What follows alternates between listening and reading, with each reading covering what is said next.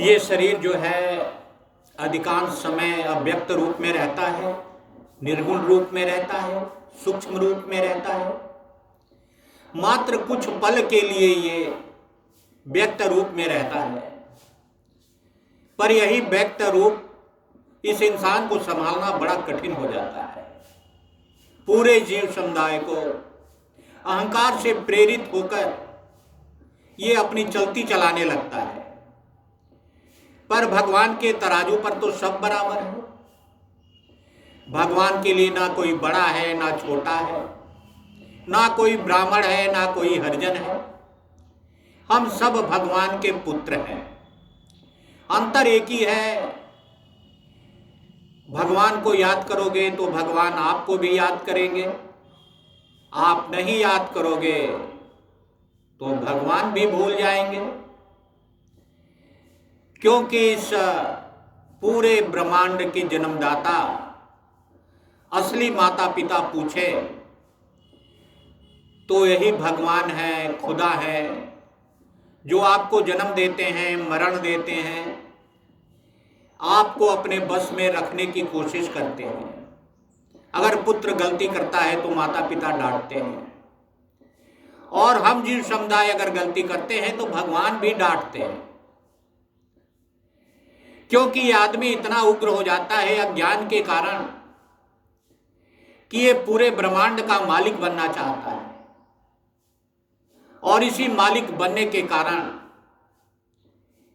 ये जो जीव समुदाय है, ये मनुष्य इंसान जो है, भगवान को भी अपने अस्त्रों का प्रयोग करना पड़ता है। चाहे आप साधु हो, संत हो, पापी हो, पुण्य आत्मा हो, किसी भी समुदाय से संबंधित रखते हो, वेद ने आपको निर्देश दिया है कि समता में रहने की कोशिश करिए, अपने स्वरूप में रहिए, अपने मानवता और इंसानियत पे रहिए, तब तो आपका जन्म सिद्ध हो जाएगा। अन्यथा आप किसी से छीनने की कोशिश करिएगा, लेने की कोशिश करिएगा, तो उसका फल प्रदान होगा। अब यही देखिए ना, अशोक वाटिका में हनुमान जी रावण के बागीचे में बलपूर्वक फल खा रहे हैं। अब ये थोड़ी नहीं है कि वो भगवान के भक्त हैं तो उनके ऊपर कोई अस्त्र का प्रयोग नहीं होगा।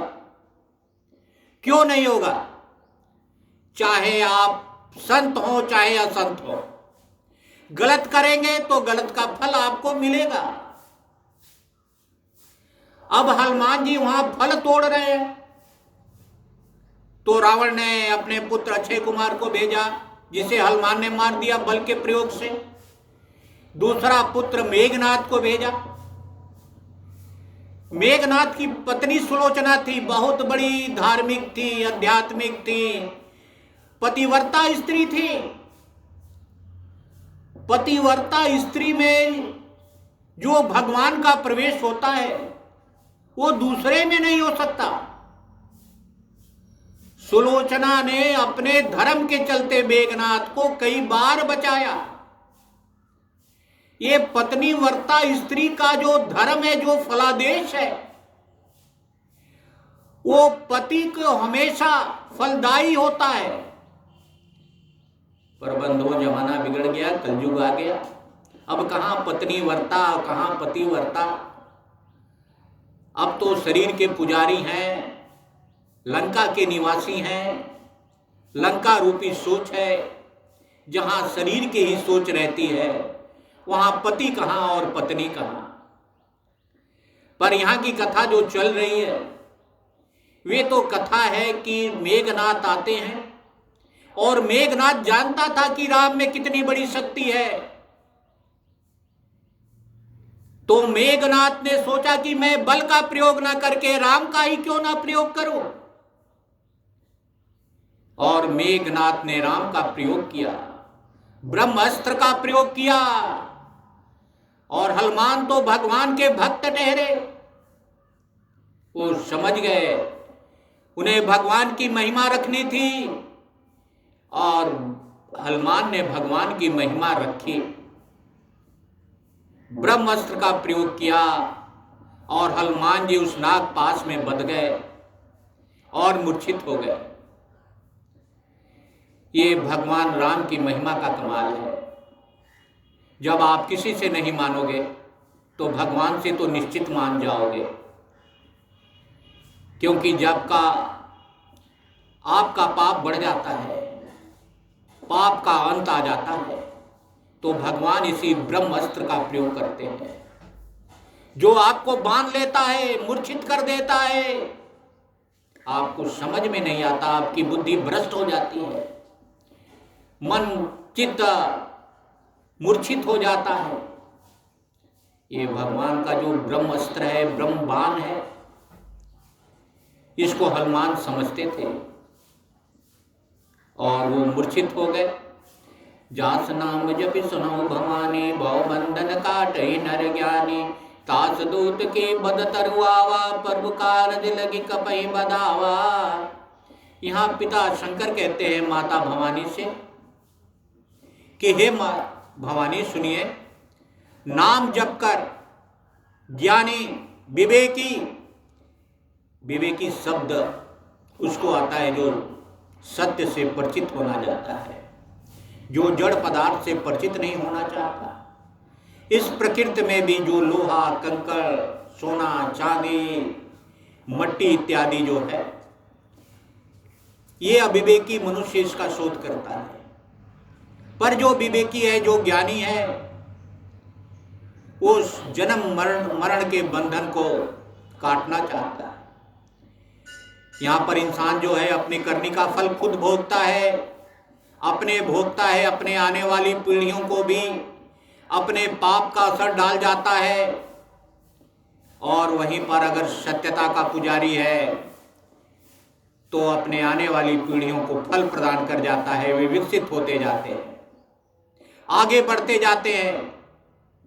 भगवान हमेशा गरीबों की सहायता करते हैं, क्योंकि अमीर भगवान की नहीं सुनता। अमीर अपनी सुनता है, अपनी करता है, पर गरीब अंतःकरण से भगवान को सुनाता है और भगवान की सुनता है। और जब भगवान की सुनता है तो निश्चित ही उसका जीवन मोक्षप्रद हो जाता है, विकास हो जाता है। पहले भी देखा गया, आज भी देखा जा रहा है। ये घर घर की कथा है और इस कथा को सोचिए, विचारिए। धर्म की अगर कुंजी है तो उसे विचार कहा जाता है, चिंतन कहा जाता है। और एक बार अगर आप विचार करते हैं तो आपको खुद अनुभव होता है, आप उस कर्म की ओर खुद अग्रसर हो जाते हैं।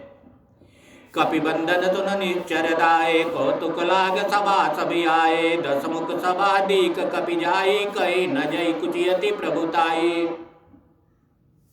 भगवान की महिमा को भैया 84 लाख योनियों में कोई नहीं जानता।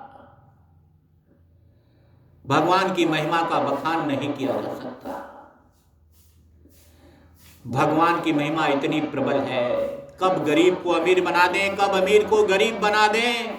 हर पल हर मिनट उनकी प्रभुता, उनका ऐश्वर्य देखने को मिलता है।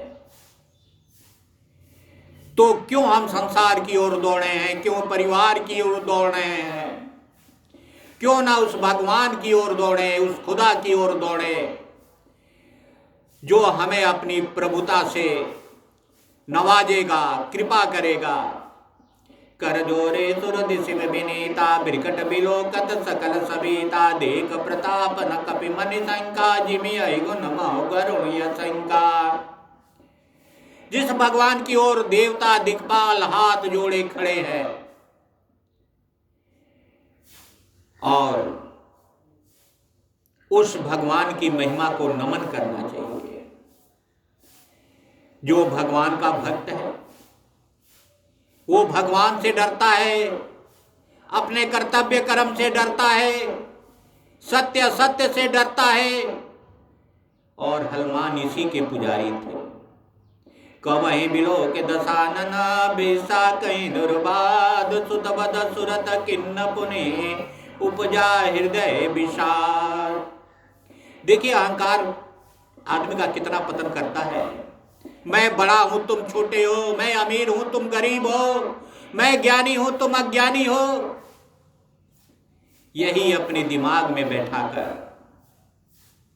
आदमी अपना पतन कर देता है। रावण ने तो यही गलती की कि ये बनवासी बालक क्या करेंगे, सीता का हरण कर लिया। रावण ने सोच रहा ये रूपवती मेरे लिए है, इन बनवासियों के लिए नहीं है। और नतीजा ये निकलता है कि उसके सारे पुत्र मारे जाते हैं। 1 लाख पुत्र 1.25 लाख नाती, ता रावण के घर दिया न बाती। बंधुओं, ये मात्र अहंकार, काम, क्रोध, मद, लोभ का फल है। हम पढ़ते हैं, सुनते हैं, जानते हैं, पर हमारी आदत है बड़ मार गुरुआ तो बांध छूटी बाबू। देख देख पटकाए होते हैं तो भी अपने को शर्म नहीं आती। इस सत्य के रास्ते पर चलने के लिए हमारी जीभ चलने नहीं देती, हमारी आंख चलने नहीं देती, हमारे हाथ नहीं चलने देते, हमारा अहंकार नहीं चलने देता। जबकि सत्य है बंधु, 2 पल की जिंदगी में आपको भी जाना है शमशान घाट, कब्र में दफन हो जाना है। आपकी कथा नहीं रहेगी, इतिहास नहीं रहेगा, आप पर रोने वाला कोई नहीं रहेगा। तो भी आपको इतना अहंकार, आपका नाम लेने वाला कोई नहीं रहेगा। हजारों आए, हजारों चले गए, हजारों महल बने, पर वो मिट्टी में विलीन हो गए। इतना होने के बाद, इतिहास पढ़ने के बाद, भूगोल पढ़ने के बाद भी हमें ये ज्ञान नहीं होता कि अगले पल मेरे साथ क्या होने वाला है। हम अपने को अमर मान लेते हैं, अमृतमय मान लेते हैं, पर अपने कर्म का फल भैया हमें ही भोगना है, दूसरा भोगने नहीं आएगा। चाहे 84 लाख योनियों में भ्रमण करते हुए अपने कर्म का फल भोगेंगे। अगर इतना ही हम सचेत हो जाएं तो निश्चित ही अगले जन्म में हमें मानव का स्वरूप मिल जाए।